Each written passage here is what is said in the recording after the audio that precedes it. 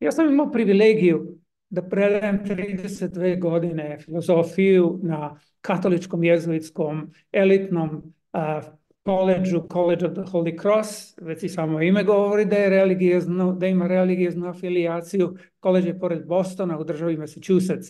A, religija je na mnogim američkim univerzitetima veoma važan deo univerzitetskog života, više nego univerzitetske nastave. Naravno, i na svakom fakultetu, bez obzira da li je on religijezno orijentisan ili ne, sponzorisan od strane neke religiozne organizacije ili ne, vi možete studirati religiju. Čak i na mom katoličkom jezuitskom fakultetu ste mogli studirati budizam, hinduizam, taoizam ili bilo koju drugu islam ili bilo koju drugu religiju, religijeznu orijentaciju na svetu.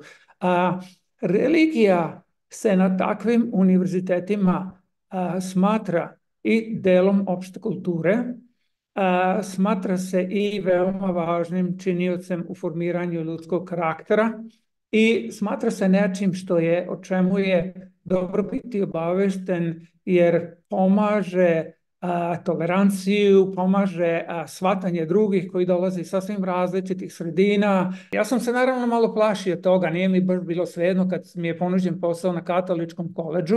Ja sam došao iz komunističke Jugoslavije, gde religija nije igrala skoro nikakvu ulogu u ličnom ili društvenom životu tada. Tako da je to bilo jedno od mojih prvih pitanja, šta se od mene očekuje u smislu religioznog ponašanja, obreda i tako dalje. A oni su se jako začudili mom pitanju i rekli da oni mene zapošljavaju da predajem filozofiju, a ne da se bavim religijom i a da je religija moja privatna stvar. Da li ja verujem u Boga ili ne verujem u Boga, da li se ja krstim ovako ili onako, da to nikoga tamo savršeno ne interesuje. I mogu da kažem da za 32 godine života nisam imao jedno jedino loše iskustvo u tom pogledu. Pošto je to katolički koledž i jako puno studenta su religiozni i dolaze u tu školu zato što je to religiozna škola, idu redovno na misu, bar jednom nedeljno. Svaka školska godina počinje i završava misom.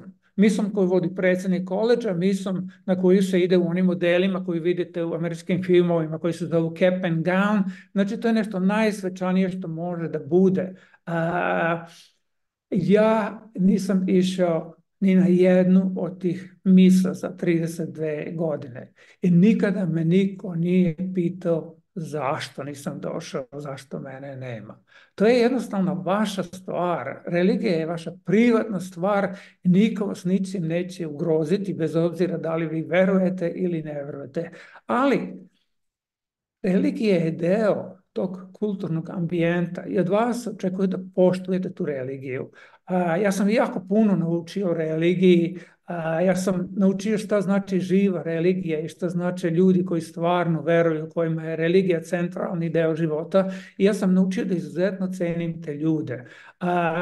Ja sam, da bih bio u tako kažem, nekom da bih mogao da živim relativno skladno s njima. Ja sam pročitao Bibliju od korica do korica. Ja sam naučio mnoge stvari koje nikada ne bih naučio u životu, da nisam se našao u takvoj sredini koja je bila veoma jasno religiozno usmerena, ali koja je bila potpuno tolerantna prema svakom obliku ateizma ili svakom drugom obliku religioznog izražavanja i verovanja. Tako da tu religiju treba uzeti ozbiljno. Ona je deo formiranja karaktera, ona je deo formiranja ličnosti, ona je deo formiranja našeg osjećaja za odgovornost ako smo mladi, ali ona ni na koji način ne ugrožava vašu individualnost, vaše individualne stavove, niti postavlja pred vas bilo koje zahteve koji bi vas učinili da se osjećate nelagodno ili da osjećate da ne pripadate takvoj grupi.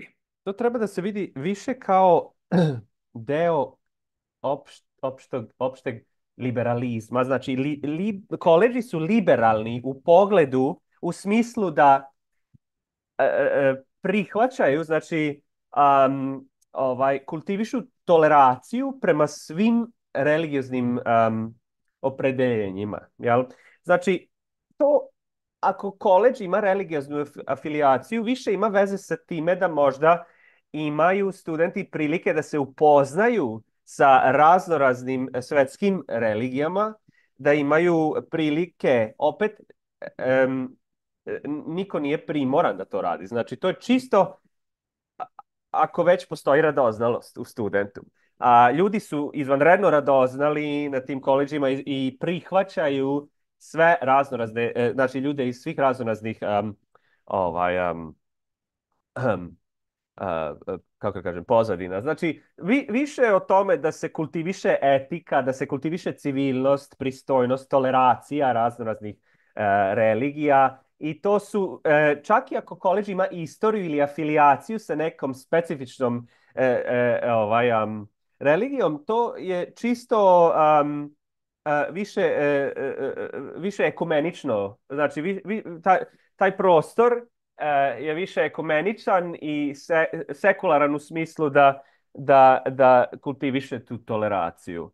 Ja sam imao prilike da uzmem časove koji istražuju raznorazne istoriju religije, studiju religije od sekularne perspektive. Imao sam priliku da da malo naučim o budizmu i da učestvujem, da posetim, čak i ako samo jednom možda posetim, ne moram ni da se vratim opet ako me ne interesuje, da posetim raznorazne grupe koje su postojale na koleđu, koje su bile orijentisane oko toga.